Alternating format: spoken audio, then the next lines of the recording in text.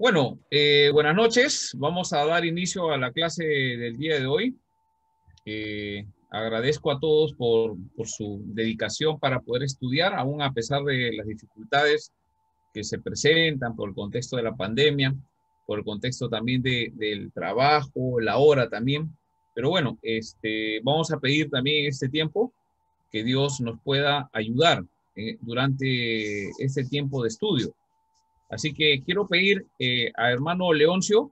Hermano Leoncio, por favor, si pudieras levantar una oración de intercesión para empezar esta clase y que sea de beneficio para todos, ¿no? Por favor, hermano. Amén. Vamos a orar. En el nombre del Padre, del Hijo y del Espíritu Santo. Amado Padre, te damos gracias a esta hora porque nos has permitido estar, Señor, más capacitándonos, porque has permitido que nuestros maestros están instruyéndonos, Señor, en este camino, han tomado el reto de formarnos. Sigue, Señor, nutriendo de sabiduría correcta nuestra vida para poder, Señor, ser capaces de evangelizar o predicar la palabra, Señor, de manera sensata, de manera ordenada. Y este curso de teología sistemática, Señor, que nos ayude mucho, Señor, para poder encaminarnos de una forma correcta y segura en el evangelio. Bendecimos la vida de todos los hermanos que lleguen a tiempo o si quizás por problemas de tráfico no apresura sus pasos, Señor, para estar prestos nuestros oídos a la enseñanza. En el nombre de Jesús, amén. Amén. Gracias, hermano. Amén. Y bueno, justamente una de las cosas que nosotros cuando oramos, lo que pedimos es principalmente también que el Espíritu Santo nos ilumine, nos vaya guiando para poder conocer las verdades de la Biblia. Por esa razón estamos en el seminario, por esa razón estamos formándonos para poder conocer con mejor exactitud, entender las Escrituras, para poder vivir de esa forma, ¿no? Primeramente nosotros, pero también a partir de ahí nosotros poder de alguna forma, si estamos trabajando, haciendo algo, formar primeramente dentro de nuestra familia, los que tenemos la familia que son creyentes o hijos, formarlos a ellos y también, si Dios permite la oportunidad de ejercer alguna enseñanza en la iglesia, poder ayudar a otros hermanos a crecer en la fe. Entonces, por esa razón, nosotros tenemos que conocer esas verdades, tenemos que aprender, inicialmente nos dan, ¿no? Alguien viene y nos dice, mira, esto es así, esto es así, esto es así, y hay una necesidad, y ahora ¿y cómo salió eso? ¿Cómo entendió eso en el texto que yo no lo entendía, ¿no? Entonces, hay formas como vamos leyendo las escrituras y vamos comprendiendo. Entonces, teología sistemática tiene que ver con eso, tratar de resumir, hacer en una frase o en una oración, decir lo que significa alguna enseñanza bíblica, ¿no? Por ejemplo, cuando decimos de la Trinidad, ¿no? La Trinidad es un término teológico, pero en la Biblia no sale la Trinidad es, ¿no? No sale así. Si no vemos cómo actúa el Padre, vemos cómo actúa el Espíritu Santo, vemos cómo actúa el Hijo, etcétera. En algunas veces en los evangelios vemos que los tres están presentes, no están actuando. Entonces de ahí podemos sintetizar, resumir y decir, bueno, tenemos un Dios que es Dios trino, ¿no? Algo que los judíos, algo interesante que los judíos cuando Jesús decía, yo soy el que me ha visto a mí, ha visto el Padre, por esa razón lo mataron. Entonces, ¿cómo no podían entender el pueblo de Dios que tenía las escrituras, que tenían el encargo de parte de Dios de enseñar, de compartir esa? ¿Por qué no lo reconocieron? ¿No? Entonces, tenían todos los sistemas doctrinales, sí, pero se equivocaron. A los suyos vino, pero los suyos no lo recibieron, dice Juan capítulo 1, versículo 12. Pero a los que lo recibieron le dio la potestad de ser hechos hijos de Dios, y ahí hay un tema elemental de la fe, ¿no? La justificación por la fe, no por las obras. Entonces, vamos a sintetizar todo eso, es interesante. No lo vamos a poder hacer en este curso de introducción, me gustaría, pero va a haber tiempo durante todos estos años que van a estudiar, van a poder ir viendo cada doctrina de forma profunda. Entonces, nosotros solamente vamos a ver un poco el tema de la introducción a esta teología sistemática. Ya habíamos visto algunos elementos primarios y el día de hoy yo quisiera pasar a otro punto que tiene que ver con la confesión de fe. Si ustedes miran sus sílabus, ahí dice el segundo punto, la confesión de fe, y en este caso le puse del seminario, porque es importante nosotros poder entender donde aprendemos qué cosa creen. En la iglesia donde yo congrego, es importante saber qué cosa creen, ¿no? Entonces vamos viendo que hay algunas doctrinas principales, ¿no? Y hay unas doctrinas secundarias. ¿Cuáles son esas doctrinas principales en las cuales tenemos que todos pensar igual? ¿Por qué no podemos pensar cualquier cosa? ¿Por qué? Porque el que piensa diferente o de repente estamos creyendo la mayoría en una doctrina falsa de la Biblia. De repente hemos escuchado a alguien, nos ha enseñado así, de acuerdo a su comprensión, de acuerdo, y no ha profundizado un poco más. Entonces, esa es la razón por la cual estudiamos nosotros en el seminario, para conocer esas verdades, para llegar a la Biblia y entender esas verdades. Nosotros no queremos aparentar, no, yo he estudiado. No se trata de eso, sino la idea es poder descubrir esa verdad. Entonces, a través de la teología sistemática, nos va a ayudar a poder tener algunas herramientas de poder estudiar. Entonces, la teología sistemática, es importante, ya hay otros eruditos que han desarrollado todo esto y es bueno consultarlo. Entonces, como la vez pasada estuvimos viendo un tema, el tema, no vamos a conversar sobre eso hoy día, pero simplemente lo quiero tocar. Por ejemplo, la salvación en asuntos soteriológicos. Esa es un área. ¿Se acuerda que mencionamos? La soteriología tiene que ver con salvación. Soter es salvación, ¿no? Salvar, ¿no? Entonces, en la salvación se pierde cuando yo peco, o la salvación no se pierde aún a pesar de que yo peco. Entonces, ¿y cómo? Entonces voy a vivir hacia el extremo de vivir desordenadamente y pensando que me voy a ir al cielo con el Señor. Entonces, eso hay que estudiarlo. Eso la soteriología ya lo estudiaron. Entonces, ¿qué pasa? Que aparecen controversias. Hay uno que se va y dice, la salvación sí se pierde por tales condiciones, y la otra línea dice, la salvación no se pierde. ¿Cuál de esas dos es verdad? No pueden ser verdad las dos. Tiene que ser una. Entonces, eso quiere decir que yo tengo que creer a Arminio. Bueno, Arminio no postuló eso, sino los seguidores de Arminio. O debo creer cómo responde Calvino, con los 5 puntos del calvinismo en contra de los 5 puntos del arminianismo. O sea, ¿cuál de esos dos creo? No, es que a mí me gusta más el que se pierde. No, a mí me gusta más el que no se pierde, ¿no? Porque me conviene, es más fácil. ¿Cuál de esas dos es la verdad, lo que enseña la Biblia? La teología sistemática nos ayuda. Entonces, cuando nosotros vemos los argumentos, cuando son argumentos muy débiles para asegurar un punto doctrinal, viendo y comparando el otro punto y viendo qué es más fuerte, entonces nosotros vamos a ir viendo y descubriendo cuál es la verdad. Entonces, no es solamente repetir lo que otro dijo, sino realmente que podamos nosotros ponernos a estudiar. La Biblia nos dice escudriñar las escrituras.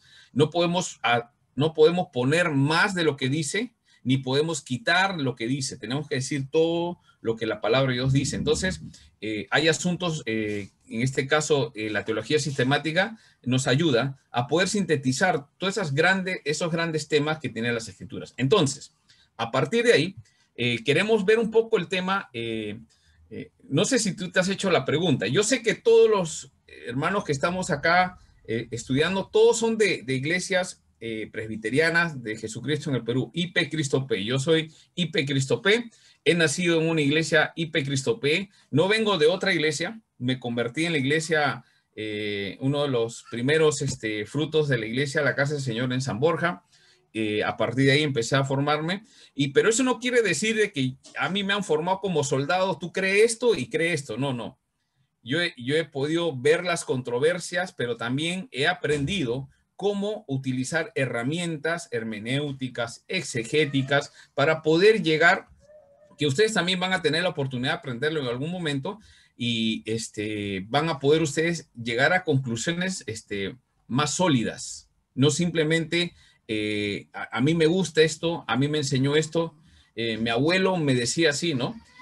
Si llegamos a una ilustración un poco graciosa, cuando estamos niños, muchos de nosotros, tal vez algunos no, en mi caso sí, de niño me enseñaron que Papá Noel venía en Navidad, ¿no? No sé si la mayoría han escuchado.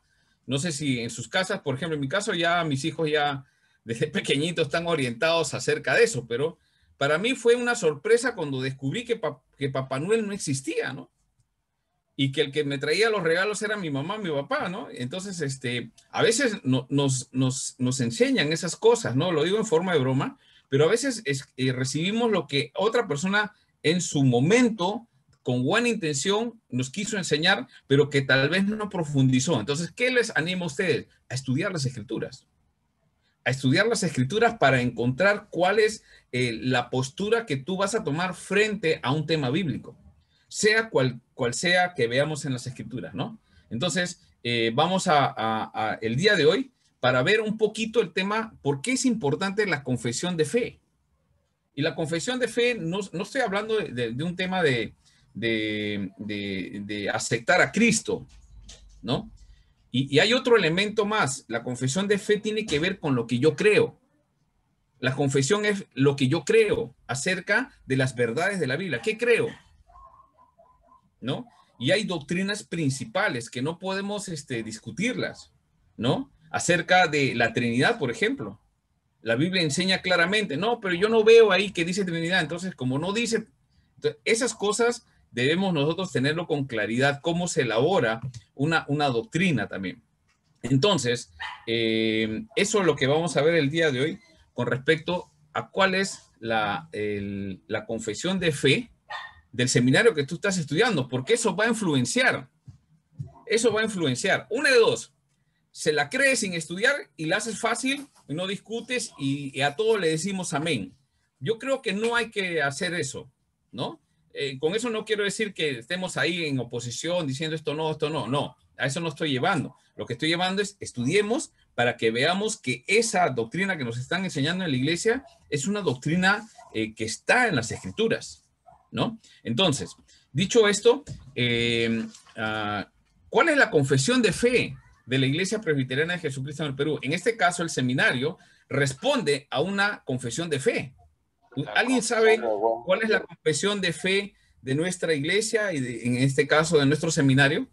La confesión de Westminster. A ver, Enrique, primero. Enrique, ¿no? ¿O Carlos? Bueno, Alexis, creo que respondió. ¿Qué respondieron? Porque la confesión de Westminster. La confesión de Westminster. Ya, los dos coinciden. La confesión de fe de Westminster. La pregunta es, ¿qué es la confesión de fe de Westminster? ¿Qué es? ¿Qué es? ¿Alguien sabe algo? ¿Ha escuchado? A ver, si me acuerdo de pastor, porque ya había llevado un curso sobre eso. Ya. La confesión de Westminster nace, bueno, básicamente representa lo que es la, entre comillas, legalización de ese nuevo tipo de religión, como se llamaba, o de creencia como tal, en lo que es Europa, ¿no? Siendo la primera iglesia como tal evangélica, no, bueno, protestante, o como se podría conocer, no me acuerdo bien esa parte. Entonces, obviamente nace de todo lo que es el protestantismo, algo así, no me acuerdo la palabra. Sí, está bien, protestantismo se dice. Entonces, nace de ese. Sí. Nace de esa parte y bueno, es tanto el impacto que ya, bueno, en esa época también la Iglesia Católica estuvo en muchos conflictos a nivel europeo, ¿no? Su potencia o su influencia en lo que es la Europa iba bajando por conflictos internos e incluso conflictos entre, bueno, encargados, así decir, no me acuerdo bien los nombres ahora. Hubo conflictos, hubo guerras incluso entre ellos. Y en medio de eso también nació la cruzada y un montón de cosas más. No, pero más o menos algo así, pues me acuerdo. Ya. Más o menos lo has escuchado, has leído un poco. Es un poco complejo porque es la confesión de fe de Westminster es un libro que justamente la idea de la confesión de fe es sintetizar las doctrinas de la Biblia. Entonces, el día de hoy, justamente la Iglesia Presbiteriana, ¿por qué adopta la confesión de fe de Westminster? ¿Por qué no adopta otra confesión? Entonces, es importante conocer un poco acerca de la historia de esto. Ahora, el día de hoy, este curso no trata de historia, simplemente lo que yo quiero mencionar, porque lo van a tener en los cursos de historia, a los profesores que le están enseñando historia, sáquenle el jugo. ¿Cómo le sacan el jugo? Preguntándole. Pregunten acerca, porque un profesor de historia debe saber cómo fue el tema de la historia, cómo llegó a la fe de confesión de Westminster. Ahora, ustedes pueden entrar en internet e ir también buscando información. Tengan cuidado nomás las páginas en las cuales entran. Traten de buscar una página que sea confiable, donde te puedan dar el dato. Por ejemplo, donde tú puedes entrar es hay unos videos, si es que le gusta ver en forma sintética, hay unos videos que saca Vite. Sí, Vite se pastor. llama, ¿no? Sí. Ya. Ahorita les voy a mandar el link de repente en el grupo sobre el tema de algún tema que tenga que ver con esto. Y ustedes ahí pueden chequear y lo resumen en 10 minutos. Son geniales ellos para poder resumir en un video y lo entiendes, ¿no? Entonces pueden consultar ahí para verlo a grosso modo muchos temas acerca de la historia. Pero ya regresando a nuestro tema, entonces la Iglesia Presbiteriana de Jesucristo en el Perú tiene como una norma, una regla, se adecua a la Confesión de Fe de Westminster. Entonces, vamos a observar ahora algunos puntos de eso, ¿sí? Entonces, estoy explicando un poquito el contenido de lo que vamos a ver acerca de la confesión de fe, la importancia de tener una confesión de fe. Esas cosas vamos a ver el día de hoy. Muy bien, antes de continuar, yo quiero tomar ¿cómo se llama? La lista de los alumnos, por favor, me va respondiendo uno por uno, ¿ya? Con palabra presente, activa su micrófono, por favor, ¿ya? Altamirano Alexis. Presente, pastor. Ya. Blas Julio. Presente. Bobadilla Luis.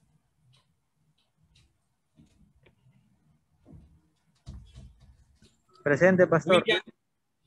Ahí está, sí, sí. William Cabello.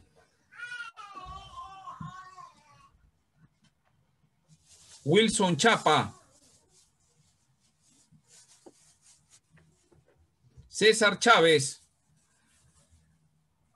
Presente, pastor. Aquí estoy. Bienvenido. Leoncio Díaz. Presente, pastor. Johnny Díaz. Presente. Carlos García. Presente, ya llego. Ah, listo. Está bien. Carlos Gastelú. Carlos Gastelú. Iván Guerra. Iván Guerra. Yamir Girón.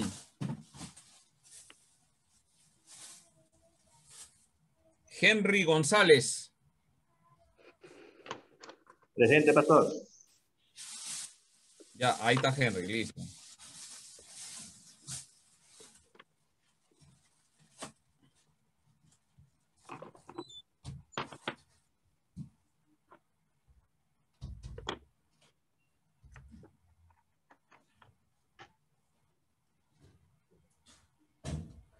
José Mejía. Presente. Presente, pastor. Bienvenido. David Melgarejo. David Melgarejo. Iván Melgarejo. Presente, ¿Perdón? profe. Presente, pastor. Iván, ¿no? Sí. ¿Y David? Está baja su señal en donde está él ahorita. Ya, bueno, por el momento está en falta. Ujú. Miguel More.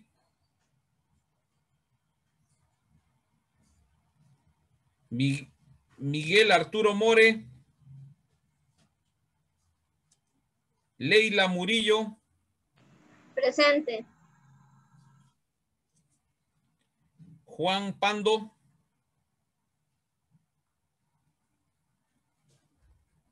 Aide Pino. Segundo seminario.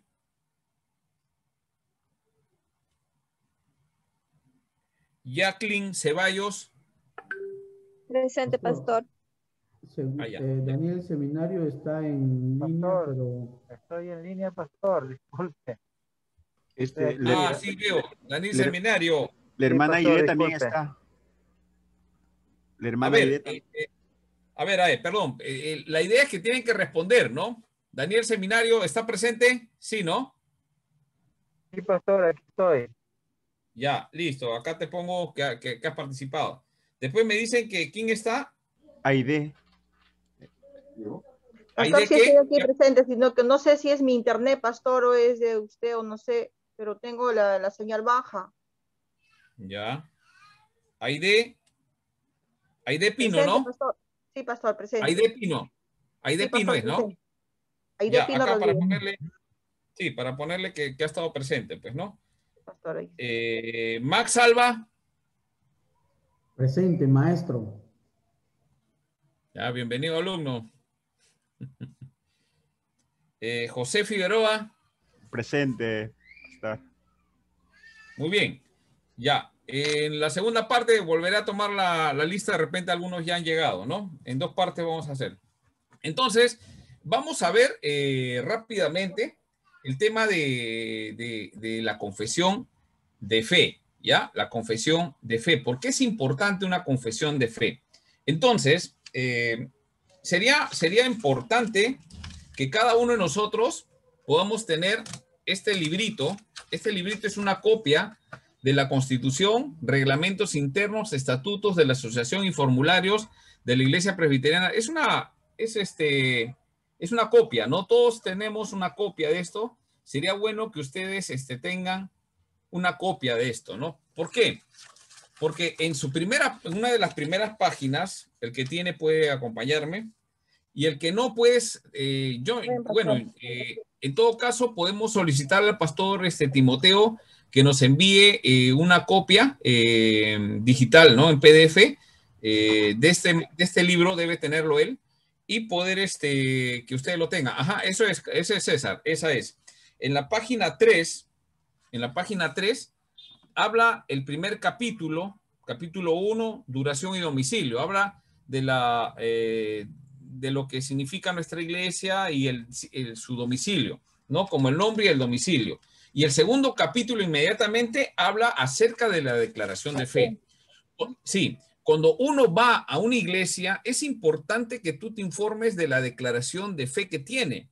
Ahí tú te das cuenta, y ya a este nivel de ustedes que se están preparando en un seminario para poder enseñar, y no solamente enseñar, sino cuidar a la iglesia, cuidar a los miembros, a la familia, nuestra familia en Cristo y nuestra familia también, que son los pasos de la fe, saber a dónde están entrando, ¿no?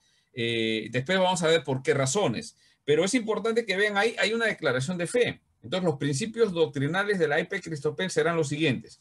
Y empieza con el primero: afirmamos que las Sagradas Escrituras, los 66 libros, es la palabra de Dios divinamente inspirada y por lo tanto la única regla de fe y conducta, y no hay otro tanto para todos los creyentes fieles de la época de la Reforma de la Iglesia, quienes afirmaban sola Escritura, como para todos los de la Iglesia Presbiteriana de Jesucristo en el Perú. El segundo es: afirmamos que no hay sino un solo Dios vivo y verdadero, un solo Dios. En la unidad de la divinidad hay 3 personas, de una sustancia, poder y eternidad: Dios Padre, Dios Hijo y Dios Espíritu Santo.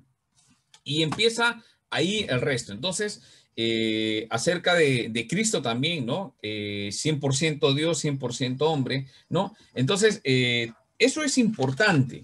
Esto es importante, ¿no? Esto es importante que cada uno de nosotros conozcamos. Y bueno, acá por lo menos hay, bueno, a ver, 1, 2, 3, 4, 5, 6, 7, 8, 9, 10. 10 principios que son tomados de la Confesión de Fe de Westminster. O sea, tal vez no está literalmente, pero es casi una copia, porque la Confesión de Fe de Westminster, que vamos a revisarla ahora, nos ayuda, ¿no? Y sintetiza todas las enseñanzas que tiene la Biblia. Y usted me dirá: pastor, pero ¿qué? Yo quiero confesar otra cosa más. Y ahí está el problema, ¿no? Porque todas las enseñanzas es una especie de marco que nos da límite, ¿no? No te pases de acá no te salgas, porque si nos salimos de ahí, entramos en el tema de empezar a suponer enseñanzas, a meter enseñanzas que no están en la Biblia. Y un elemento importante para nosotros es poder conocer eso, si es verdad o no es verdad. Mis creencias están en contra de las creencias que tiene la iglesia, y estamos hablando de doctrinas principales. Después voy a mencionarles cuáles serían algunas doctrinas secundarias. Pero, por ejemplo, la doctrina, la soteriología, la parte de la salvación, es importante lo que nosotros creamos acerca de la salvación. Porque si creemos algo en contra de la salvación, entonces, les pongo un ejemplo. Para la Iglesia Católica, la salvación se logra cuando tú formas parte de la Iglesia Católica. Si no entras a la Iglesia Católica, no hay salvación. ¿Cómo entras a la Iglesia Católica? Cuando te bautizas. Mejor dicho, el bautizo te salva. En la Biblia no enseña eso. Por eso es necesaria una confesión de fe que marque la diferencia basada en las Escrituras. Porque su doctrina está basada no en las Escrituras, sino está en las Escrituras y la enseñanza de la Iglesia Católica.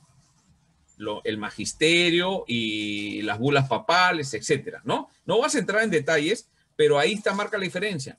Entonces, dentro de las iglesias evangélicas, entonces todas nos llevamos igual. Cuidado que no. Últimamente han aparecido doctrinas que ustedes deben haber escuchado, doctrinas como de la prosperidad, doctrinas hasta del movimiento LGTBI, ¿no? Que sustentan la homosexualidad como algo que Dios permite. Entonces, la pregunta es, pero obviamente que eso no debemos aceptar.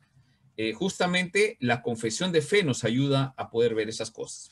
Entonces, sería importante que ustedes puedan leer un poquito esta confesión de fe, ¿no? Son las básicas, como estamos viendo acá, 8, ¿no? Que son las principales, que es la línea por donde nosotros debemos ir, ¿no? Entonces, a ver, una vez dicho esto, de ahí vamos a llegar al tema de la confesión de fe. Permítanme mostrarles unas diapositivas. Pastor, una pregunta. ¿Sí? Sí. Usted mencionó hace un momento que cuando vayamos a una iglesia o una congregación tenemos que darnos cuenta sobre la confesión de fe que ellos tienen, ¿no?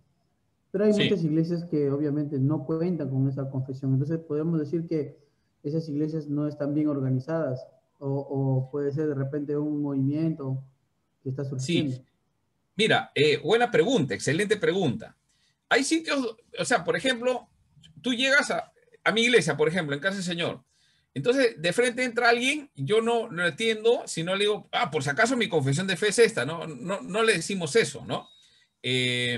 Igual, por ejemplo, la Constitución Política del Perú, ¿no?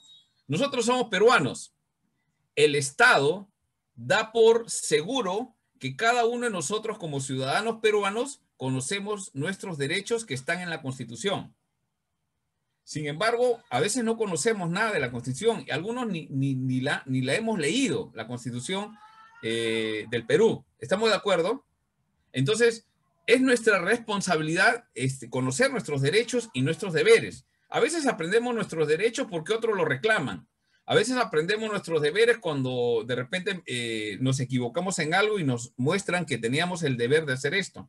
Entonces, de la misma forma, en una iglesia, cada miembro debe preocuparse por conocer cuál es la confesión de fe de esa iglesia. Entonces, no sé si ustedes se han dado cuenta, cuando entren ustedes en una página de internet, siempre la página de internet, su página web, dice, hay un apartado o un espacio donde dice en lo que creemos. Eso es importante, entrar ahí y mira en qué cosa creen. ¿Por qué? Porque muchos creen, por ejemplo, los testigos de Jehová. Tú cuando escuchas algunas cosas que ellos hablan, es de la Biblia. Algunas enseñanzas que ellos tienen, hasta la tienen bien ordenadita, bien bacán, y tú dices, sí, pero es lo mismo, es lo mismo. Entonces, ¿cómo te das cuenta? Cuando tú conoces las doctrinas que ellos tienen, las principales. Por ejemplo, ¿no? ¿Quién es Jesucristo? Entonces, ¿ellos qué van a decir? ¿Alguien sabe qué piensan los testigos de Jehová acerca de Jesucristo? ¿Que quién es Jesucristo?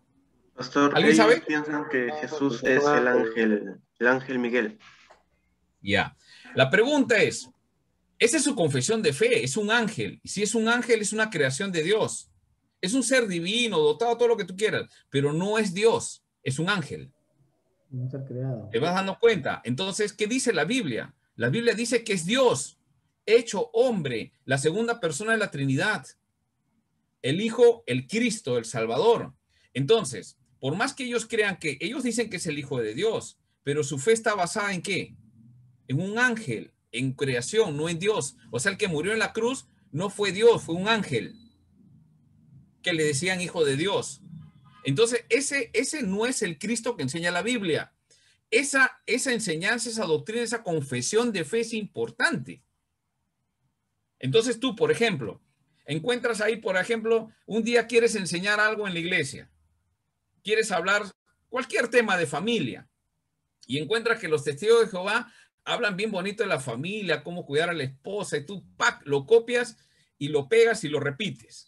Pero cuidado, porque en sus enseñanzas esto es una herejía. Ellos no están considerados, o sea, delante de Dios están hablando una herejía, porque desde el principio que Jesús no es el Hijo de Dios, todas sus enseñanzas se caen, aún parezcan buenas. Entonces, esa enseñanza yo no la tomo. ¿Se van dando cuenta? ¿Por qué? Porque por ahí, disculpen la palabra, pero se dice así, dentro de las cosas buenas ellos meten veneno para rata. Y si uno lo come, porque la palabra de Dios es para comer, y si tú te comes eso y vas aprendiendo, y ahí está el veneno, ¿no? Que más adelante te va a traer problemas. Yo he conocido que el Espíritu Santo es una fuerza activa, ¿no? Ya, es una fuerza activa, no es una fuerza activa. ¿Qué cosa es el Espíritu Santo en la Biblia? Es la persona de la Trinidad. Tercera persona de la Trinidad. Es Dios, el Consolador. Entonces, se va dando cuenta, ustedes están diciendo pronunciaciones de declaración de su fe. Eso es importante. Por esa razón he tomado dentro de este curso el tema de la confesión de fe.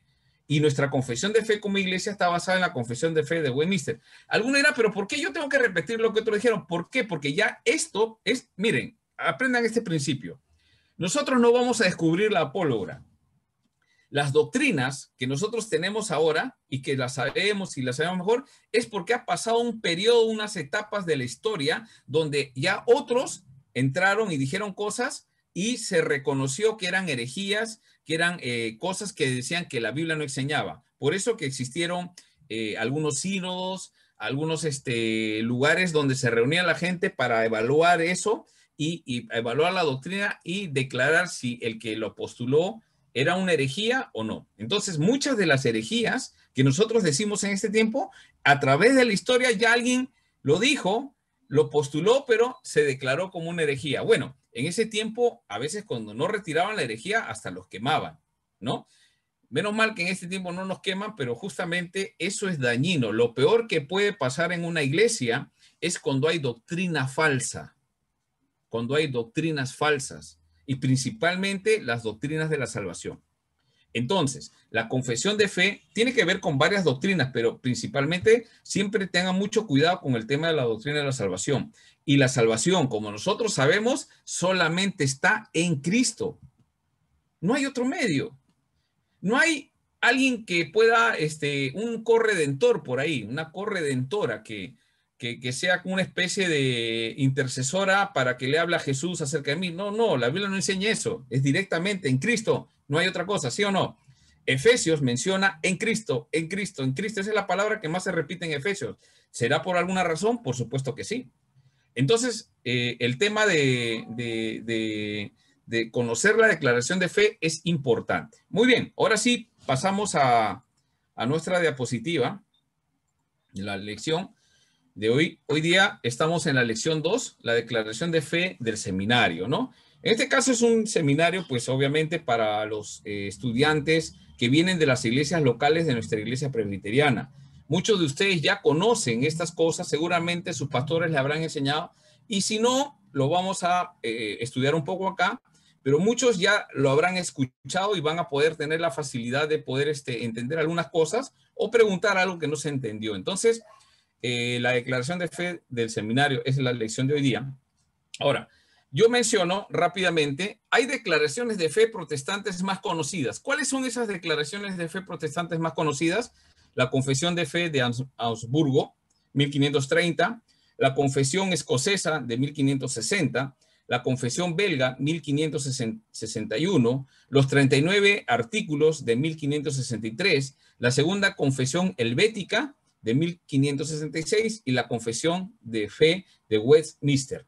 Miren los años cómo se forma. Entonces, la Confesión de Fe de Westminster es una de las últimas, que recopila muchas de estas anteriores. Se van dando cuenta, ¿no? Entonces, todas las anteriores circulan ¿en qué año se dio la reforma? ¿Alguien se acuerda? Con Lutero, ¿en qué año se pronunció las 95 tesis? ¿Alguien recuerda? 1517 por ahí, si no me equivoco. 17, perfecto, 1517. Después de eso empiezan a reaccionar, pues, ¿qué cosa creen? Porque, ¿qué hace Lutero? Presente y dice que la Iglesia Católica le responda a esas 95 preguntas, que no se las respondió, lo mandaron a traer para que él retroceda. Como cura, él tenía que retroceder acerca de esto y decir, perdónenme, me he equivocado, pero él dice, no, demuéstrame por las Escrituras que me equivoco y yo me retracto, si no, no me retracto. ¿Se acuerdan? Ese pronunciamiento bastante claro. Entonces, eso generó controversia en las personas, empiezan a tratar eso y bueno, después de unos 10 años aproximadamente, empiezan las confesiones de fe. ¿En qué creemos? Las iglesias, ¿en qué creemos? En total, uno dice esto, el otro dice el otro. En estos tiempos, uno dice que la prosperidad, Dios nos va a prosperar, nos va a dar material, no importa la salvación, lo material es lo más importante, ¿no? El vómito santo, la risa santa, con tal de hacer las cosas.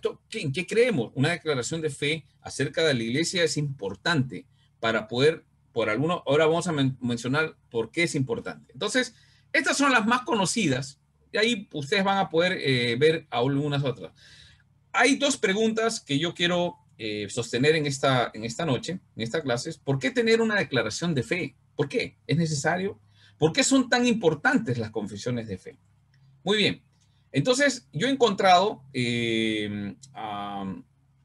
unas 6 razones, algunos 7 razones más, pero he podido sintetizar un poquito el trabajo de algunas personas que han trabajado esto. No estoy descubriendo la pólvora, pero que nos ayudarían un poquito a entender desde el punto de vista de nuestra iglesia, poder ver por qué nos sirve una declaración de fe, ¿no? Entonces, primera razón es porque protegen las verdades del evangelio bíblico.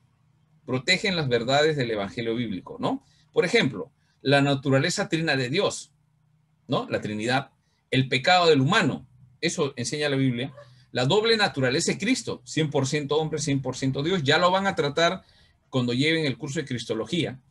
Es importante. También la muerte expiatoria de Jesús, ¿no? ¿Quién murió?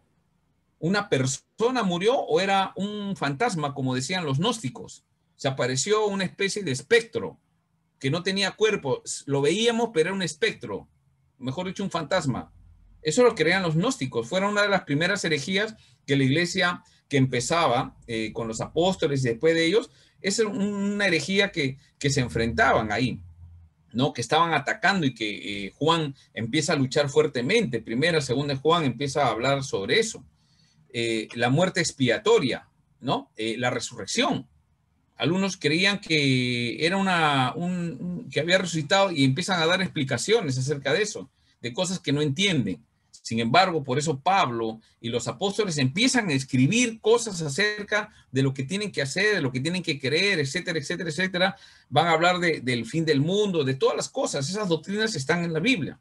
Ahora, protegen las verdades del evangelio bíblico. Estas verdades nos enseñan cómo podemos ser salvos y heredar la vida eterna, que es el propósito del evangelio. El evangelio es salvar a la gente, ¿no? Dice, el Señor no envió a esta tierra a un condenador, sino a un salvador. Por eso que se llamaba su nombre Jesús, Salvador. Necesitaba salvar, era venido a salvar, no a condenar, ¿no? Entonces, esas verdades las enseñó Jesús. En Hechos de los Apóstoles y en las cartas vemos cómo entendió la iglesia las enseñanzas de Jesús y las repitió, y es palabra de Dios. ¿Qué más? Desde los días del credo niceno, esto ya son siglos posteriores a los apóstoles que estuvieron en el siglo I, ¿no? Ya este es el siglo III, empieza el credo niceno para poder el concilio de Nicea, sale en un credo. ¿Qué es un credo? Es una confesión de fe. En esto creo, ¿no? Entonces, en adelante, las declaraciones de fe cristianas han procurado entrelazar la doctrina de Dios con la soterología. Soterología es la doctrina de la salvación. Es importante eso, ¿ya? Entonces, protege la verdad del evangelio. Por eso es importante una confesión de fe. ¿Qué más? La segunda razón es que una confesión de fe resume el eje central de las escrituras. Nos ayuda a mantener el punto central. No nos vamos ni a izquierda ni a derecha. Mantenemos en la enseñanza. No nos salimos, ¿no? La Biblia es un libro complejo. No es fácil. Y más difícil todavía para nosotros, que somos de acá, de Occidente, y de un lenguaje, idioma español. Las escrituras fueron escritas para un pensamiento oriental y encima antiguo, con escritura en hebreo y arameo en el Antiguo Testamento y griego en el Nuevo Testamento. Un pensamiento helenizado. ¿Cómo entender? Es complejo porque el mensaje va para ellos. Entonces es complejo. Y contiene más de 750,000 palabras. La Biblia tiene más de 750,000 palabras. Se trata de un tomo, 66 libros con diferentes géneros literarios. Aproximadamente 40 autores han escrito y los 40 autores tienen una misma inspiración, o sea, fueron soplados, esa inspiración por Dios, pero Dios conservó sus estilos literarios. Hay diferentes géneros literarios en la Biblia. Hay poesía hebrea, hay que entender la poesía hebrea. Por eso es que es complejo. Y se han redactado a lo largo de 1500 años. Sin embargo, todo eso mantiene una unidad. Entonces, una confesión de fe lo que nos ayuda es a ver todo eso y resume el eje central de las Escrituras. ¿Cuál es el eje central de las Escrituras? La administración de la salvación. Cómo Dios quiere salvar al hombre. Enseña un montón de cosas, pero ese es el eje central, la salvación del hombre. Por eso que nos cuenta desde el Génesis los principios, pero todo es relación de la salvación del hombre, y la salvación se completa en Cristo Jesús. Ese es el eje central. Y cómo en Apocalipsis ese Mesías ofrecido desde Génesis 3:15, ¿se acuerdan, no? El protoevangelio, la salvación del hombre, cómo se va desarrollando el pueblo, cómo se desarrolla el Mesías, la descendencia del Mesías hasta Cristo Jesús, y a partir de ahí formar de los dos pueblos, entre gentiles, creyentes gentiles y creyentes judíos, de los dos un solo pueblo. Y al final ya no va a venir como el Cordero, que lo vimos en la cruz, que quita el pecado del mundo. Lo vamos a ver como el León de Judá, que ha venido como un juez. Así que Apocalipsis es la revelación del juez que va a venir a juzgar. Y todo eso tiene que ver con la salvación. Es la historia de la salvación. Y nosotros tenemos que saber administrar a través de nuestras vidas esa salvación. Por esa razón, nuestra declaración de fe es lo que nos va a mantener, y es un resumen del eje central de las Escrituras. Las confesiones de fe sirven de resumen del libro de Dios, de la palabra de Dios, la Biblia. Simplifican todo lo que la palabra de Dios nos enseña, ¿no? Extrayendo las verdades más fundamentales de las mismas, ¿no? Y son una reseña que ayuda a ver el cuadro completo de las Escrituras, ¿ya? Son elementos importantes que debemos considerar. Habría mucho más que poner, pero creo que este es lo básico, ¿no? Después, también la tercera razón es que la confesión de fe, una declaración de fe, nos protege de los falsos maestros. Falsos maestros. Siempre va a haber gente que enseña mal. Y el que enseña mal es un falso maestro. Algo que la Biblia no dice, ¿no? No sé si les ha pasado a ustedes que a veces uno pregunta y uno está hablando algo que ha aprendido en la Biblia y alguien dice, no, así no dice la Biblia. ¿Así? ¿Por qué? ¿Por qué? Y te dicen, bueno, la Biblia no enseña eso. Y yo a veces me ha pasado que preguntar, sí, ¿y dónde dice que eso no enseña? Por ahí en la Biblia lo he leído, no lo saben, ¿no? Lo han escuchado y lo están repitiendo, y a veces nosotros cometemos el mismo error. Entonces, Pastor, ¿qué pasa con...? Sí. Perdón que le interrumpa. Pastor, ¿qué sucede Sí. nosotros ya conociendo la verdad y haciendo un correcto uso del exégesis como tal, ¿no? Estudiamos la Biblia, ¿no? Y por ejemplo en un servicio X, ¿no? Escuchamos, por ejemplo, en el caso de las iglesias, ¿no? escuchamos el mensaje del pastor o del hermano que está al frente, y dice algo que no es bíblico, ¿no? Que no está en la Biblia y de repente no ha hecho uso del exégesis, sino ya se fue para la eisegesis, ¿no? Ya usó, ya metió. Entonces, y los hermanos dicen amén, ¿no? Todo lo que dice el pastor siempre dicen amén los hermanos. Entonces, en ese caso, pastor, nosotros deberíamos decir algo, o no obviamente no en el culto, no, porque no sería prudente, pero Claro. ¿cómo se dice, pastor? Sí, primeramente, hay todas las personas, y justamente uno de los puntos de nuestra Constitución, lo voy a leer, ¿ya? Justamente dice algo acerca de eso. En uno de los puntos dice, en la H, le hubieran puesto número, pero bueno, en la H, creemos que todas las teologías y las enseñanzas humanas son útiles, pero algún día acabará. Solo la palabra de Dios permanece para siempre. Por lo tanto, afirmamos que será justo y correcto ser humilde, sincero y modesto ante la palabra de Dios, alejándonos de discutir, disputar, pugnar por teologías, ideas humanas, ¿no? Entonces, en ese caso, por ejemplo, hay que aplicar, ahí está la Constitución, ¿ves? Entonces, ¿cómo hago, no? Alexis me pregunta, entonces el que me está enseñando adelante es un falso maestro. No es un falso maestro. Primeramente, tienes que asegurarte que es una iglesia sana, ¿no? En este caso, nuestra iglesia presbiteriana tiene doctrina sana. Es una de las características importantes de nuestra iglesia. Y cada pastor de nuestras iglesias forman parte de un presbiterio donde se está controlando el tema en el cuidado. Si bien es cierto, hay un cuidado pastoral, pero tiene que ver justamente con el tema doctrinal.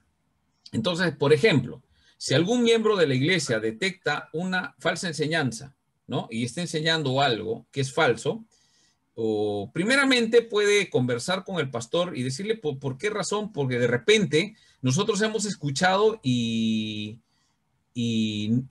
bueno, en este caso, Alexis, me dices, ya has detectado que es una falsa enseñanza, entonces posiblemente de repente no lo ha explicado bien o no ha sabido explicarlo, ¿no? Entonces puedes conversar inicialmente ahí. En caso que no, y sigue con la misma enseñanza que tiene que ver en un punto principal con la salvación, entonces ahí, bueno, en nuestra iglesia averiguar un poco más acerca de la doctrina y después confrontarlo ya a la persona que está enseñando eso, sea pastor o líder, confrontarlo con las escrituras, pero tienes que estudiarlo bien y pedir apoyo de repente de otras personas que te han asesorado y se está detectando eso, ¿no? Se puede hacer de conocimiento del presbiterio que se está enseñando una falsa doctrina, ¿no? Una doctrina peligrosa, ¿no? No sé a qué doctrina te estás refiriendo, pero podríamos solucionarlo de esa forma, ¿no? Porque puede haber que de repente pues es una exégesis que ha hecho el pastor y es válida de repente desde su punto de vista y yo puedo discutir con él, ¿no? Entonces, después vamos a ver un poquito el tema de las doctrinas principales de las doctrinas secundarias.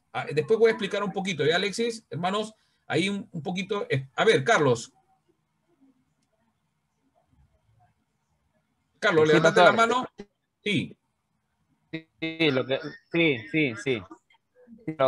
Puede ser también que en el caso de que a veces invita la iglesia, el pastor a veces invita a pastores de otras iglesias a predicar, ¿no?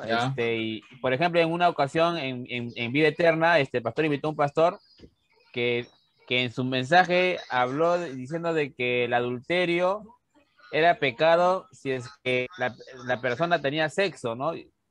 Y de ahí, pero tenía que tener sexo para que sea adulto.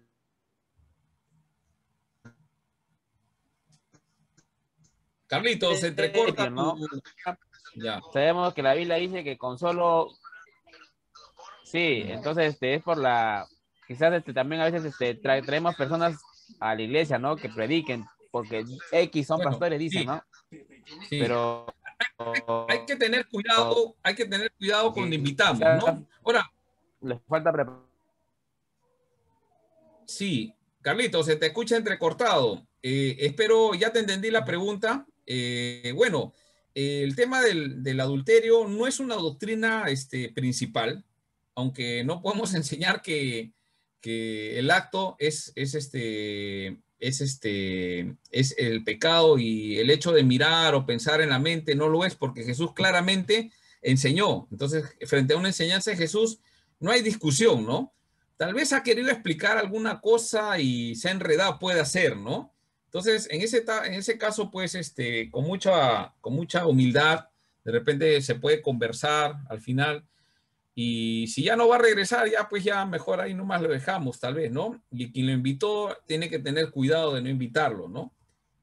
Eso sería una forma de solucionar. Ahora sí, permítanme un poquito avanzar, ¿sí? Ya. Yo Entonces, también quería...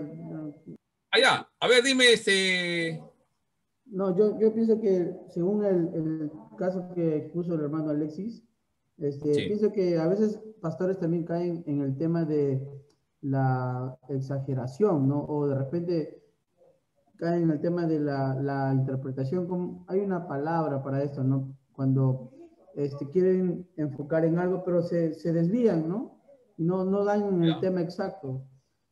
Pero, como les digo, o sea, quieren dar a entender algo, pero al final se desvían y no hacen lo que piensan, ¿no?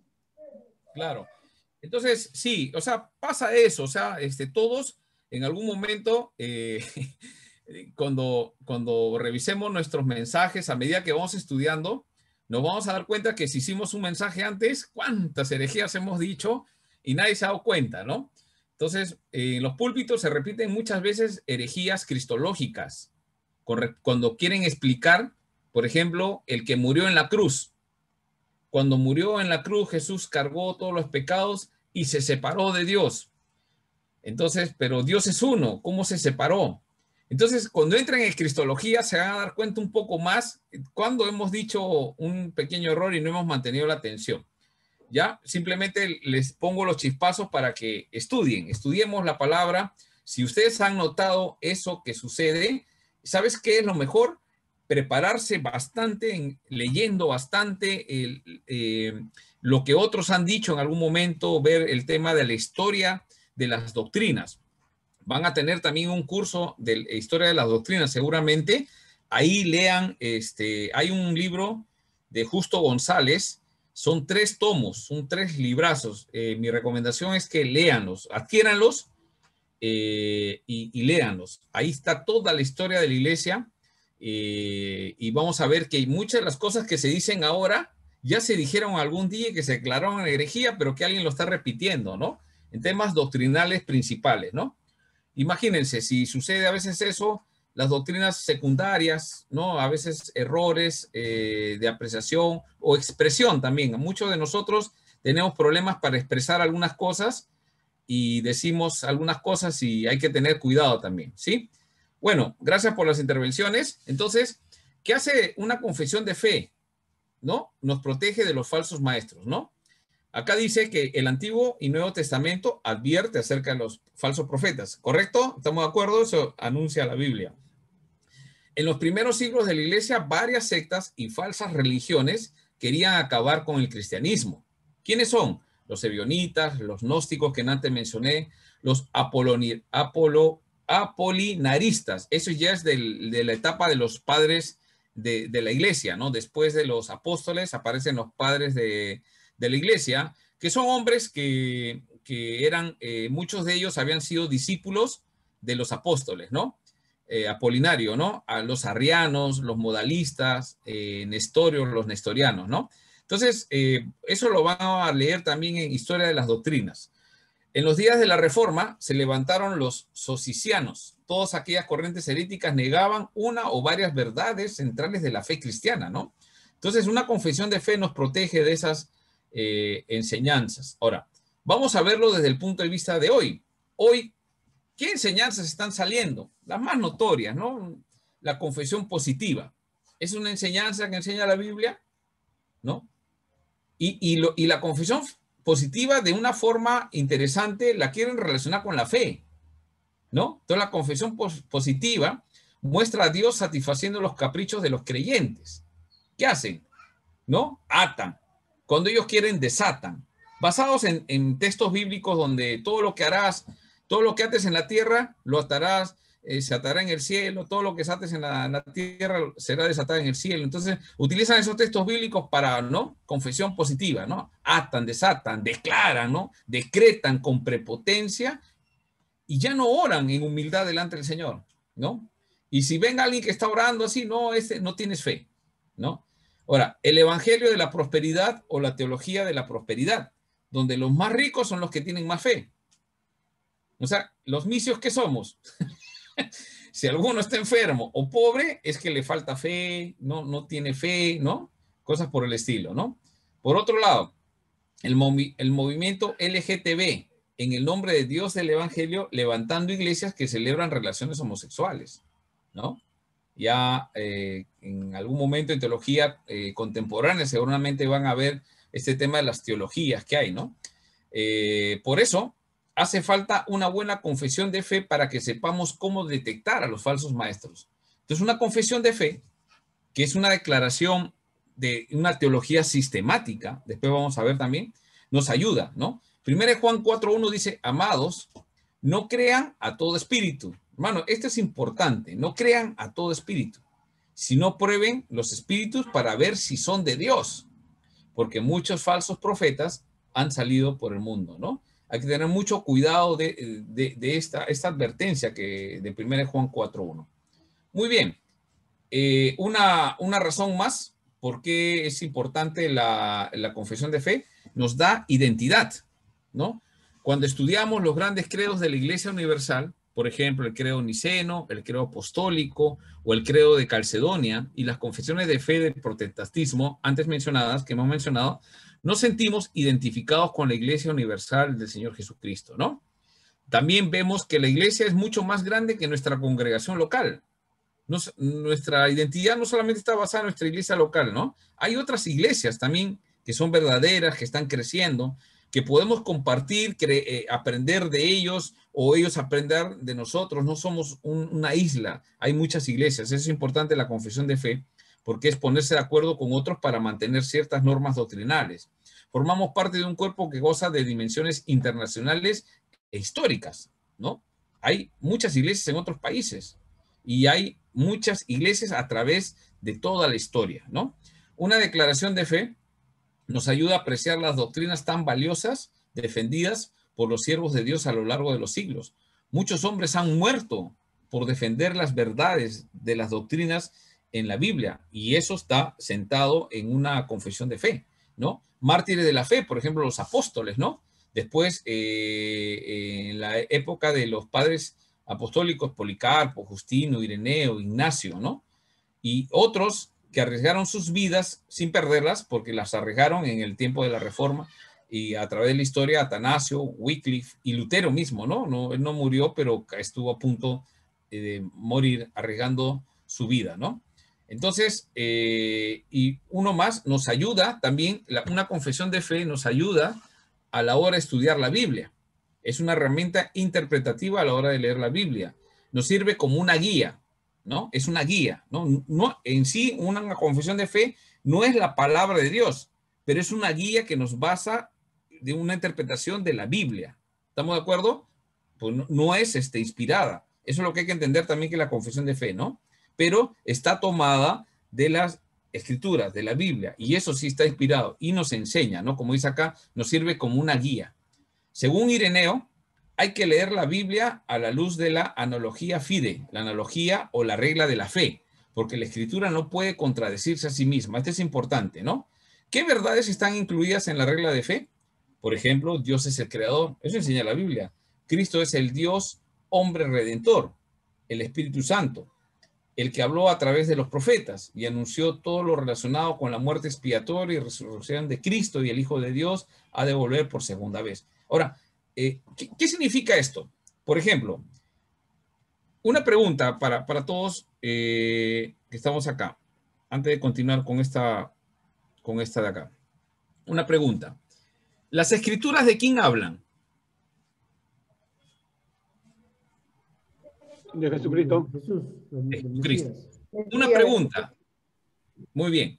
¿Génesis habla de Jesucristo? Sí. Amén. Amén. Ya. Sí. ¿Éxodo habla de Jesucristo? Amén. Sí, pastor. Levítico habla de Jesucristo. Amén. Ya. Números habla de Jesucristo. Deuteronomio habla de Jesucristo.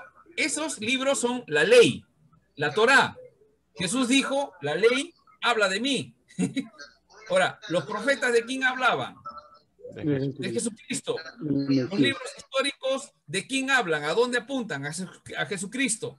El Evangelio apunta ¿a quién? A Jesucristo. Los hechos de los apóstoles, ¿de quién hablan? De Jesucristo. Las cartas, de Jesucristo. Y Apocalipsis, ¿de quién habla? De Jesucristo. Entonces, se va entendiendo que el hilo que se mantiene es Jesucristo a través de todo. Entonces, sí. Entonces, las escrituras mantienen un hilo conductor que es la salvación.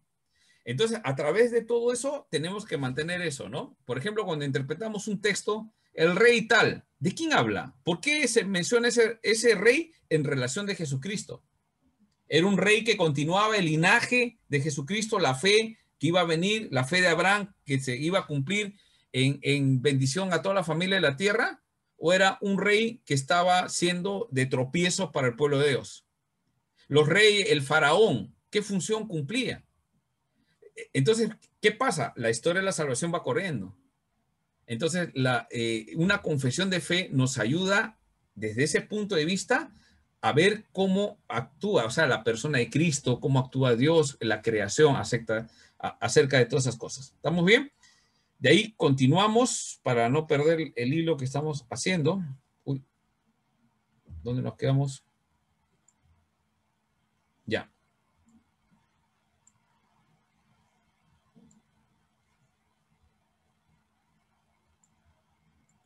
Entonces habíamos visto que, a ver, voy a aumentarlo más grande. Entonces nos ayuda a la hora de estudiar la Biblia. ¿Qué cosa? La confesión de fe. Es una herramienta interpretativa a la hora de leer la Biblia porque nos interpreta algunas cosas que no lo entendemos con claridad cuando vemos la confesión. Y cita los pasajes bíblicos. Esto significa, yo no lo entendía, ¿no? Entonces, otros ya lo han estudiado y lo están explicando de forma corta, sencilla, ¿no? Muchos de los teólogos que escriben los comentarios se basan en las confesiones de fe. Si hay algún intérprete, un teólogo, por más eminencia que sea, si rompe un punto de alguna confesión de fe, es peligroso, ¿no? Y así han aparecido. Bueno, nos sirve como guía. ¿Qué verdades están incluidas? Ya hemos visto, ¿no? Y si encontramos algo en las escrituras que negara alguna de estas verdades, sabemos que no hemos entendido bien el pasaje en cuestión, ¿no? Puede haber una controversia, oye, no entiendo por qué este pasaje. Entonces, una confesión de fe me ayuda a ver que lo vuelva a estudiar para poder tratar de comprenderlo, ¿sí? Muy bien. Después, el legado de la Reforma Protestante. ¿Es importante esto? Sí. El legado de la Reforma Protestante tiene que ver con lo que estamos viendo, que nos ayuda a la hora de estudiar la Biblia. Entonces, el legado de la Reforma Protestante, ¿no? El siglo XVI, siglo XV, siglo XVI. Elementos que debemos tener en cuenta cuando interpretamos la palabra de Dios. Esto es un legado de la Reforma. Sola escritura, ¿no? ¿Ya lo han escuchado? ¿Se acuerdan? Sola escritura. La idea de que la Biblia es nuestra suprema norma de fe y conducta. Sola gracia, ¿no? Y sola fide, ¿no? Es sola gracia, sola fe. La verdad apostólica de que la salvación se recibe únicamente por medio de la fe, la cual es un regalo de la gracia de Dios. ¿Eso es bíblico? Por supuesto que sí. Y este enunciado sola gracia, sola fe, nos ayuda a entender toda esa enseñanza de la Biblia. ¿Se va dando cuenta? Después también hay un pronunciamiento más. Solo Cristo. Solo Christus, ¿no? Dice, la convicción de que no hay otro mediador entre Dios y los pecadores, salvo Jesucristo. No hay otro mediador. El objeto de nuestra fe es Jesucristo. 1 Timoteo 2:5, ¿no? Entonces, solo Cristo.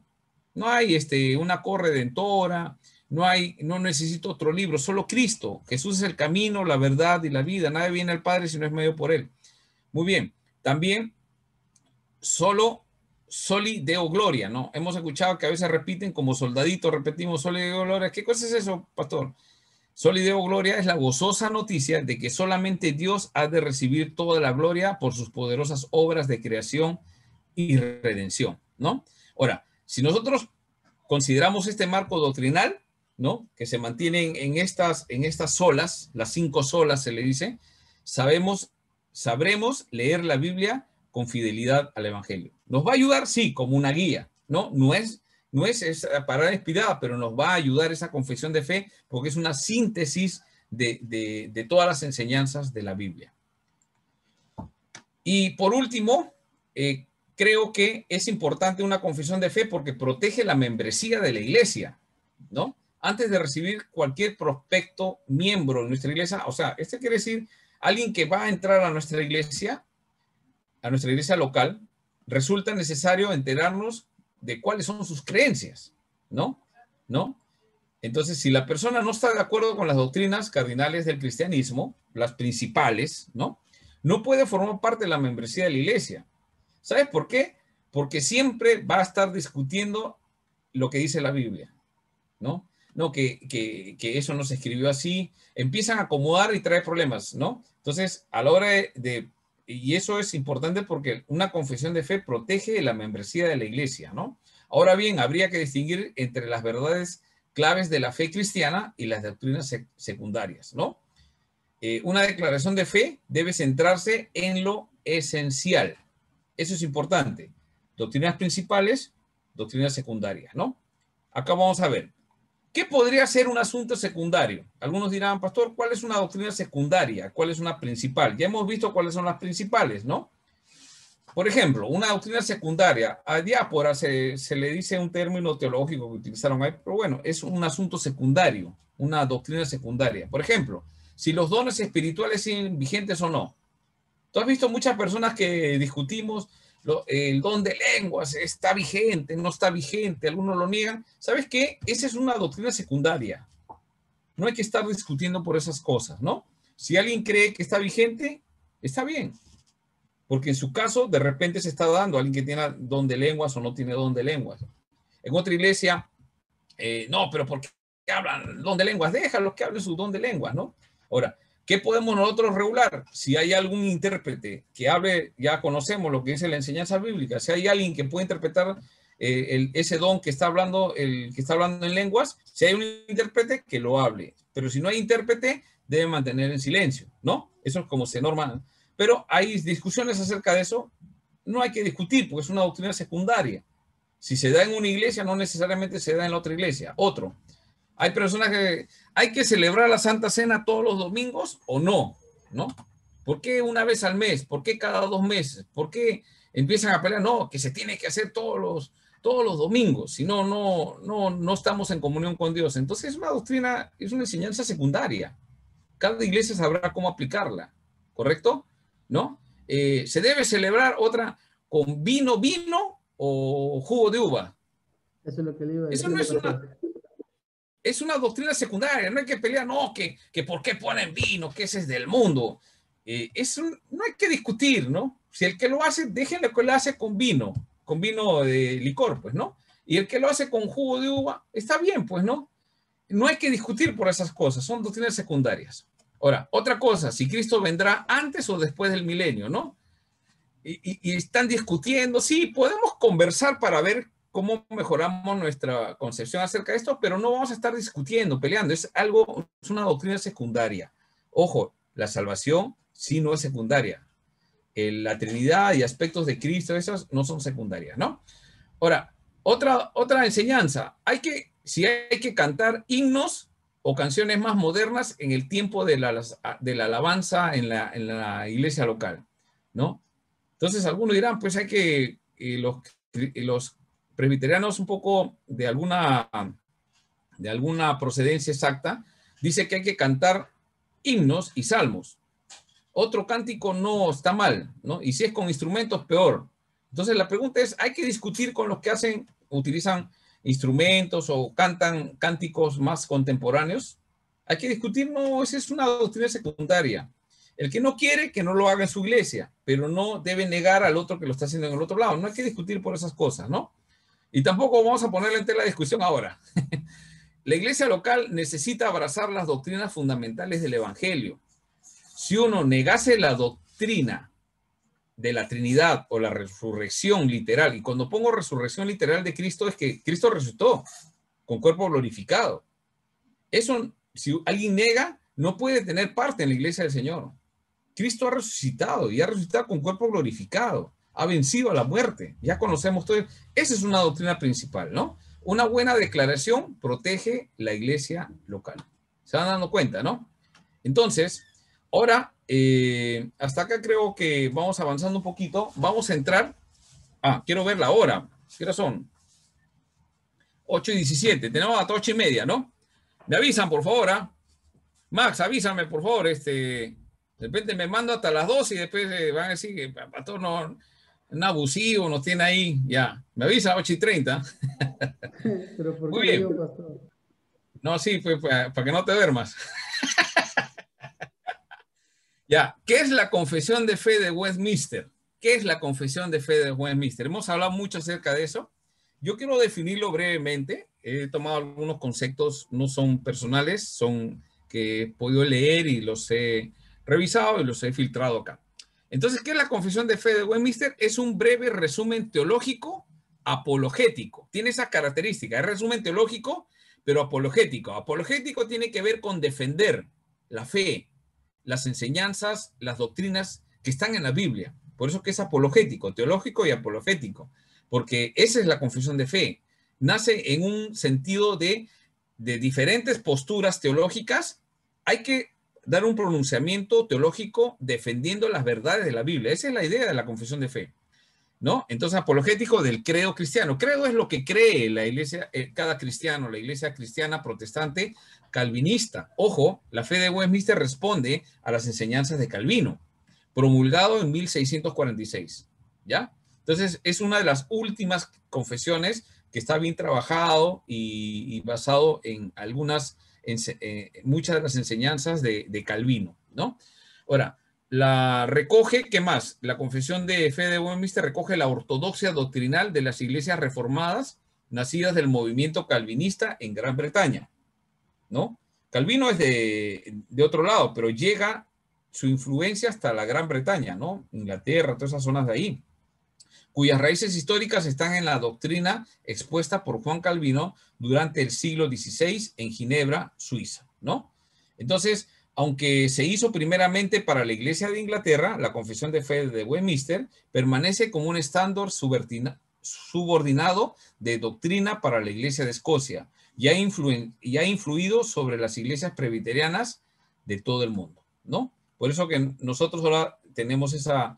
La iglesia presbiteriana acá en el Perú no es una iglesia que ha empezado acá en el Perú, no es una iglesia nacional de origen, ¿no? Viene de otro lado. ¿Dónde partió? ¿No? Y ahí estamos viendo, ¿no? A la hora que ustedes estudien algunos cursos que tengan que ver con eso, con historia, ahí van a poder ver un poquito con más claridad y relacionar todo esto que estamos hablando, ¿no? Entonces, vamos a ver, en 1643 el Parlamento inglés convocó a teólogos piadosos, ¿no? Gente de ese momento, ¿no? Que estudiosos de la palabra de Dios, gente informada, doctos, ¿no? Y juiciosos, ¿no? De buena reputación, para que se reunieran en la abadía de Westminster para dar su opinión sobre cuestiones de adoración, doctrina, gobierno y disciplina de la Iglesia de Inglaterra, ¿no? Sus reuniones que se llevaron a cabo a lo largo de 5 a 6 años aproximadamente y produjeron la confesión de fe, así como un catecismo mayor y un catecismo menor. Por más de 3 siglos, varias iglesias a lo largo del mundo han adoptado la confesión y sus catecismos como su estándar de doctrina subordinado a la Biblia, ¿no? Eso sí es bastante bíblico lo que lo han leído, ¿no? Otra característica de la confesión de fe de Westminster que fue modificada y adoptada por congregacionalistas de Inglaterra, dando lugar a la Declaración de Saboya de 1653. Los bautistas de Inglaterra modificaron la declaración para producir la segunda confesión bautista de Londres. O sea, la confesión bautista de Londres deriva de la confesión de fe de Westminster, pero con modificaciones. Otro dato es que los presbiterianos, los congregacionalistas y bautistas ingleses llegaron a ser conocidos todos ellos como los no conformistas, puesto que no se conformaron al Acta de Uniformidad en 1662, que establecía la Iglesia de Inglaterra como la única iglesia aprobada legalmente, aunque ellos estaban unidos de muchas formas por sus confesiones comunes basadas todas en la Confesión de Fe de Westminster. Entonces, la idea de la Confesión de Fe de Westminster y las otras confesiones que habíamos mencionado tenía un interés, ¿no?, de tratar de unificar a todas las iglesias protestantes con respecto a qué cosa creen, y empezaron a buscar las doctrinas principales y trataron de explicarlas, interpretarlas con textos bíblicos y todo, para que eso sea, podamos tener un marco de dónde no salirnos, ¿no? Y a la hora de salirse, entraríamos en un terreno que podemos estar, en un terreno peligroso, ¿no? Si alguien enseña aparte de lo que la Biblia dice, y la confesión de fe lo que nos ayuda es a sintetizar todas esas doctrinas y explicarlas de forma interpretativa en la confesión de fe de Westminster. Muy bien, entonces podemos decir que la confesión de fe es una exposición sistemática, y eso es lo que quería llegar. La confesión de fe es una exposición sistemática. El curso se llama Introducción a la Teología Sistemática. Entonces, la confesión de fe hay teología sistemática. La aplicación de la teología sistemática está en las confesiones de fe, y en este caso, la de la fe de Westminster, de la ortodoxia calvinista, ¿no? Calvino sentó en 2 tomos, bueno, nosotros lo tenemos en 2 tomos, la institución de Calvino, ¿no? Si alguien la ha leído, son 2 tomos, institución de la religión cristiana, ¿no? Y él tuvo la habilidad de sintetizar genialmente la mayoría de todas las doctrinas que enseñaba la Biblia, ¿no? Calvino es una persona que Dios de alguna forma lo utilizó, cometió muchos errores, por supuesto que sí, no estoy acá yo para defenderlo, pero por lo menos en asuntos doctrinales lo explicó muy bien. Ahora, el tiempo que él se desenvolvió, por esa razón, muchas de sus interpretaciones también responden al tiempo, ¿no? Pero no hubo otro mejor que pudiera sintetizar todas las doctrinas bíblicas en un libro explicado, ¿no? A veces el libro son 2 tomos, a veces más contenido que el mismo texto de la Biblia, pero nos explica algunas cosas acerca de las doctrinas principales de la Biblia y cómo es que nosotros podemos interpretarla. Muy bien, de ahí en la confesión de fe de Westminster, ahí vamos avanzando ya para... Avísame, Maxa, falta 6, ya. La confesión de fe de Westminster, capítulo 1. ¿Qué cosa hay dentro de la confesión de fe de Westminster? Bueno, sería bueno que todos lo revisen. Está en línea también. Tú lo encuentras ahí, lo descargas y la puedes ir leyendo de a pocos. No lo leas todo un día porque si no hay costumbre mucho de leer estas cosas, por lo menos una doctrina cada día, cada 2 días, tú ves. La idea es que en algún momento lo leas. Pero ¿qué cosa contiene? Entonces acá yo tengo un índice de lo que contiene. Por ejemplo, el capítulo 1 habla sobre las Santas Escrituras. El capítulo 2 habla de Dios y de la Santísima Trinidad. Ahora, cada capítulo no habla de Génesis así, sino hace un estudio de toda la Biblia acerca de la Escritura, ¿no? Y él va a decir que la Escritura es suficiente, no se necesita más, ¿no? Es suficiente, la suficiencia de la Biblia, ¿no? Después también capítulo 2 va a hablar de Dios y de la Santísima Trinidad. Eso habla la confesión de fe de Westminster. También habla del capítulo 3, decreto eterno de Dios. Capítulo 4, todos los temas acerca de la creación. Capítulo 5, de la providencia de Dios. ¿Han escuchado ese término? La providencia de Dios, sí. Acá está en el capítulo 5, tú lo puedes encontrar.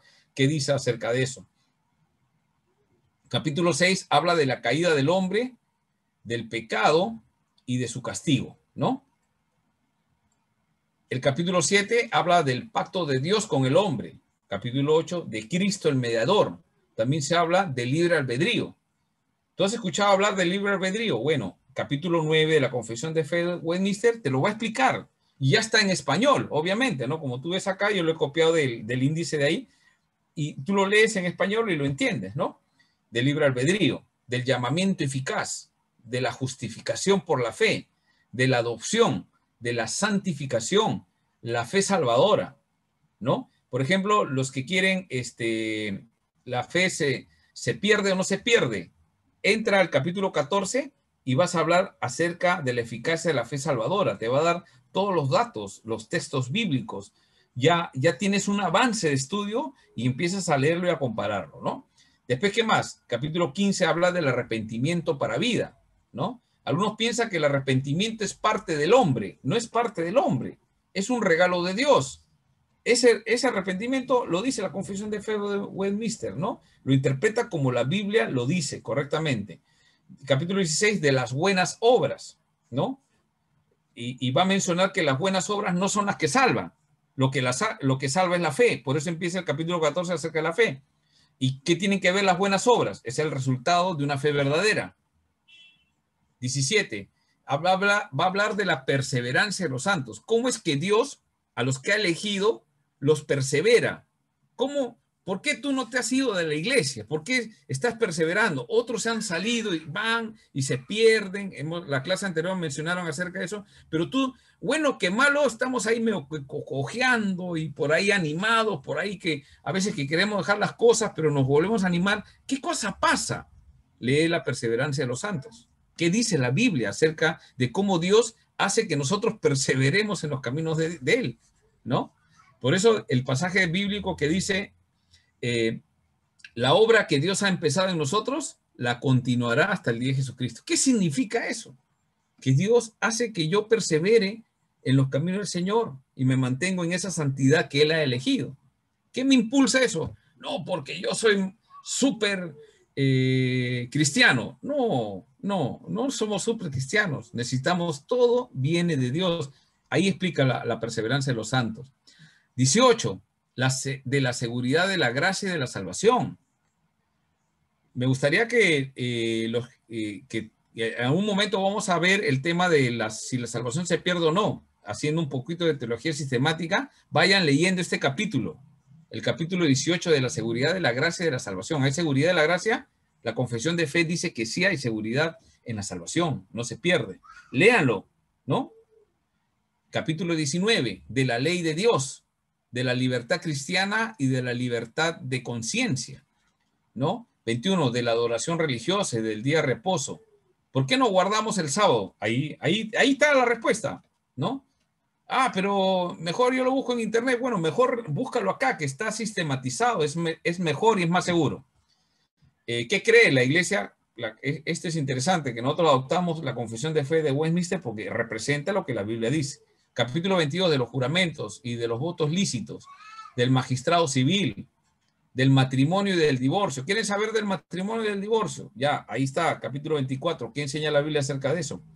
De la iglesia. ¿Qué enseña de la iglesia? De la comunión de los santos, de los sacramentos, ¿no? Pastor, ¿pero por qué sacramentos y no ordenanzas? La Biblia no habla, no dice que son sacramentos, ni dice que son ordenanzas. Pero entendemos que son dos cosas que tenemos que responder en obediencia. ¿Cuáles son los dos sacramentos? El bautismo y la cena del Señor. ¿Por qué otra cosa no es un ordenanza o sacramento, ¿no? Ahí hay una explicación.